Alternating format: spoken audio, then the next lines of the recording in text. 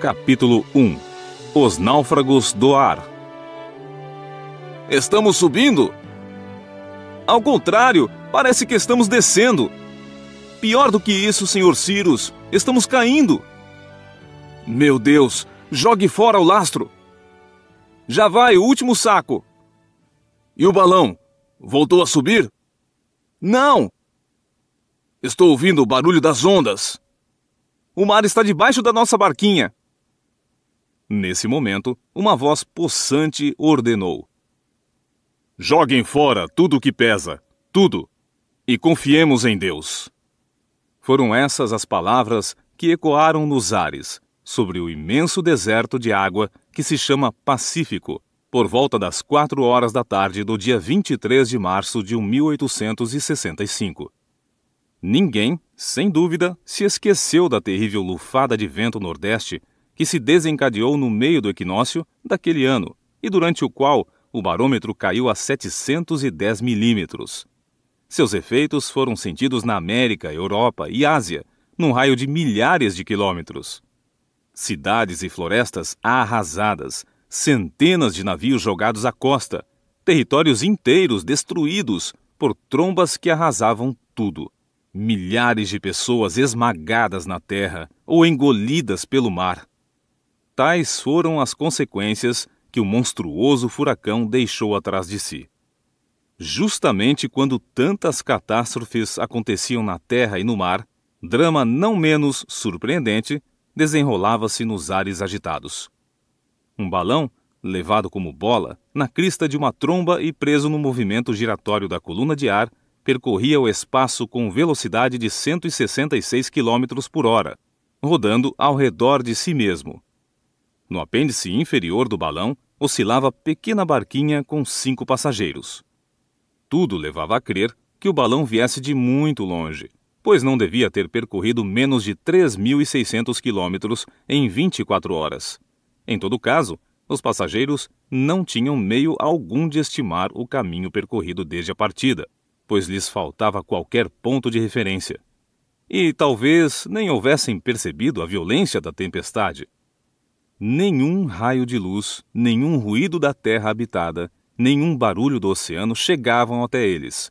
Naquela imensidão escura, tão alto estavam. Só a rápida descida lhes fizera saber o perigo que corriam acima das águas. Entretanto, o balão aliviado dos objetos pesados subira de novo para as camadas superiores da atmosfera, a uma altura de 1.400 metros. Os passageiros, depois de terem percebido que estavam sobre o mar, não hesitaram em jogar fora mesmo os objetos mais úteis, a fim de preservar o gás, alma do seu aparelho. A noite passou-se entre inquietações que teriam sido mortais para as pessoas menos fortes. Depois, surgiu o dia e com ele o furacão mostrou certa tendência para melhorar. A partir desse dia, 24 de março, começou a abrandar. O vento do furacão passou a muito fresco, quer dizer, a rapidez da translação das camadas atmosféricas diminuiu 50%. Por volta das 11 horas, a atmosfera apresentava-se com aquela limpidez úmida que se vê e se sente depois da passagem dos grandes meteoros. O furacão não parecia ter ido para o oeste, parecia ter morrido por si mesmo, talvez se tivesse transformado em eletricidade. Mas, naquele momento, o balão baixava lentamente.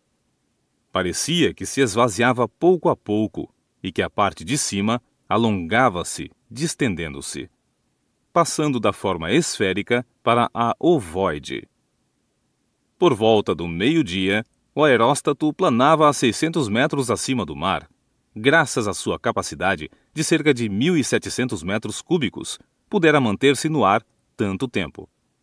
Nessa ocasião, os passageiros jogaram fora os últimos objetos que pesavam na barquinha, os poucos víveres que tinham conservado e até mesmo os menores objetos que traziam nos bolsos. Era evidente que os tripulantes não conseguiam mais manter o balão nas zonas elevadas, pois faltava gás. Estavam perdidos.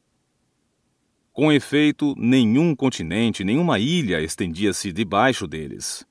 Não se via no espaço nenhum ponto de aterrissagem, nenhuma superfície sólida, sobre a qual pudessem jogar a âncora. Tudo era a imensidão do mar, cujas vagas se chocavam ainda com extrema violência, e não havia limites visíveis para esse oceano, mesmo para eles que o dominavam do alto. Era preciso, a todo custo, evitar que o aeróstato descesse e viesse a afundar-se nas ondas revoltas.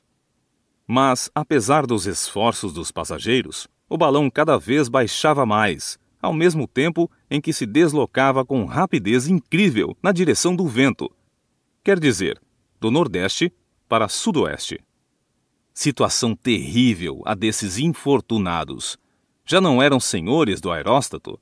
Suas tentativas não tinham êxito. O invólucro do balão murchava pouco a pouco. O gás escapava sem que se pudesse evitar. A descida aumentava sensivelmente e à 1h da tarde a barquinha não estava a mais de 200 metros do oceano. Com efeito, era impossível impedir a saída do gás, que escapava por um rasgão. A única manobra que não se fizera até então foi feita nesse momento. Os passageiros eram homens enérgicos, que sabiam enfrentar a morte de frente. Não se ouviu um único murmúrio escapar de seus lábios. Estavam decididos a lutar até o último segundo, a fazer tudo para retardar a queda. A barquinha era uma espécie de cesta de vime, imprópria para flutuar, e se caíssem, não haveria nenhuma possibilidade de mantê-la na superfície das águas. Às 2h da tarde, o aeróstato estava apenas a 120 metros das ondas. Nesse momento, uma voz máscula fez-se ouvir. E a essa voz responderam vozes não menos enérgicas. Já lançaram tudo fora? Não, ainda há 10.000 francos de ouro.